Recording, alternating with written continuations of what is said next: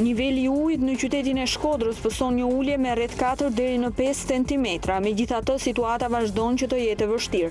Banorët shprehen se jetojnë në ujë që prej 6 ditësh dhe se kanë pësuar dëme të konsiderueshme materiale, ndërkohë që niveli i ujit arrin deri në 1,5 metër në disa lagje. Shpresa e tyre vetme tashmë është që të mos rikthehen rreshjet e shiut. Ndërkohë që tërheqja e plotë e ujit prej qytetit do një kohë më të gjatë, duke qenë se uji i liçenit tërhiqet më ngadalë. Ankesa ka prej banorëve edhe për sa i përket shpërndarjes së ndihmave. Dame ka bosa dushme për kullëguritë ndamet tu. Me që kemë shtu njerëzit damet inshallah rregullohen mrapa. Niveli i ujit djeme sot ka 2 cm. Edhe ka mos dojë që jena dhe një javë dhe ditë shtu. Me këtë ujë që shifni këtu sot. Të zoti e baf mirë, do të më thanë. Inshallah të shofim këndë shtu. Si na. Ideja është që bllokimi dhe më thonë në alen pa puni herë një që është kryesorja. Sepse edhe punët janë të atilla që këtu rroto dhe më thonë janë të përmytën e janë të dalën e jashtë përdorimit kret. Kështu që kjo është humja dhe më thonë kryesore, përveç mandana që është pa drita, përveç dy fëmijëve që po torturohen e që s'po shohin e s'po dhe më thonë nuk po mundën a me ju plotësu asnjë lloj kërkese që kanë to. Janë Po i çonin në shkollë? As bëhet fjalë për shkollë, as nuk bëhet fjalë për kurrë. Është thjesht një mjetesë. Këto fëmijë domethënë po edhe tremen sepse janë të vegjële ashtu, jo uji, jo njëna, jo tjetra. Shkurtimisht është një torturë e vërtet. Pranima, fasha zotën, këta kanë pru një ditë kanë pru buke ujë, tamam buke ujë, domethënë një bidon ujë 5 kg, 6 kg, edhe një buka 2, një ditë kanë pru një 3 paket makarona, edhe një 2 kutinja salca dhe asnjë tjetër.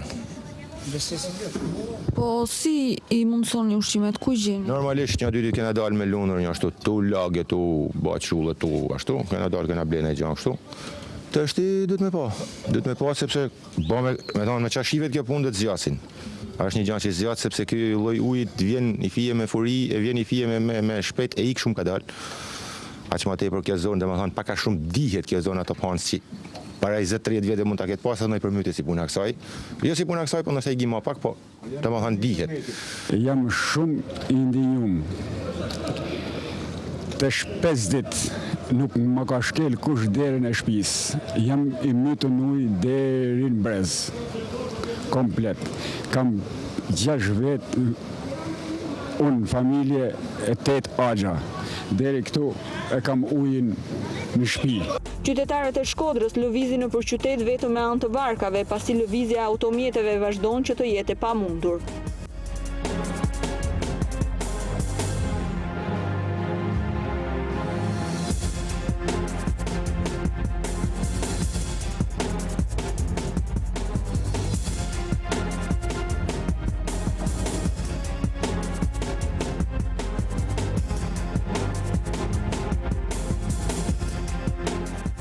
Të ndodhur për rreth 6 ditë me radhë larg shtëpisë së tyre, banorët tregojnë me dhimbje se shtëpitë e tyre ende nuk janë të banueshme, pavarësisht se niveli i ujit ka pësuar ulje. Ata shprehen se dëmet materiale janë shumë të mëdha, ndërsa për sa i përket kushteve në konvikte, banorët shprehen se ka mungesa, por gjithsesi ky nuk është shqetësimi i tyre më i madh. 6 ditë që kena ardhur. Me gjithë familjen u është përmbyt shtëpia? Gjithë familje përveç që shkojnë 2 vetë arrujnë shpinë atje në natën. Një katë kom shpinë, 2 katë në janë, po është shkatru gjithë. Ju am bërë shumë dëme, si pas llogaritjeve? Që ka zonë në të 2 katët, në fakt jam 5 konjorë mrena, vetëm dhe ma gjumi është mobilje që dihet që sa... Shkuar për ta parë gjendjen, është ulur disi niveli ujit apo jo? Si është ullë, diçka niveli ujit, po me dalë hala nuk ka dalë nga shtëpia. Edhe problem se të s'keme, me që me pastru po i ujtë, s'ka drita, nuk ka, s'kena ujtë, se ujtë e kena me pompa. Me atë ujtë që ka është apjeslek, kalon mi një, që me thonë të është 5-6 cm vetëm lomë mrena. Ka mungesa materializë, këta që në përgatitin për këtë punë, po. Nga të kushe që kanë janë mundu, si personel s'kan që më na bëmë. Është i problem se shumë vjetra batania po ishin një vetë, po prapë s'kena pësa në kona. Ka 6 ditë si kemi dalë nga shtëpia, gjithë familja si kemi qenë, jemi shpërngullur, jena rreth 12 veta që kena dalë, gjithë sa kemi pas në shtëpia tash përmyt. Flas për shtëpinë time, për shembull, unë kam shumë nelt, 1 metër gjën zotin dhe kam pas 1 metër ujë, 1 metër e 10 centim ujë më endë. Çdo gjë si ka qenë, ka marrë fund, ka marrë up. Të gjitha renditët janë shkatëruar? Të gjitha renditët që kam pas janë shkatëruar. Gjitha rrobat, gjithçka ka marrë fund. Kena shku, kena pa, niveli ujit ka ra. Pak, ujit akoma s'ka dalë nga shtëpia, po mundohet na ta zerrim, po ka lomra, ka pisleshe, ka gjithçka ujë, tjetër për ta las, kena veç ujit që janë jashtë, janë gjithçka i ndotur, s'kena ç'a të bëjmë. Po kushtet këtu në konvikt janë përshtatshme, pak në për të kaluar disa ditë? Me thënë drejtën, kushtet në konvikt diçka janë. Shumë prej banorëve të evakuar prej shtëpive të tyre ndjekin situatën me vëmendje, në mënyrë që të rikthehen sa më parë në shtëpitë e tyre. Megjithse uji është tërhequr prej harkut të Bërdicës, në qytet vazhdon që niveli i tij të jetë ende i lartë.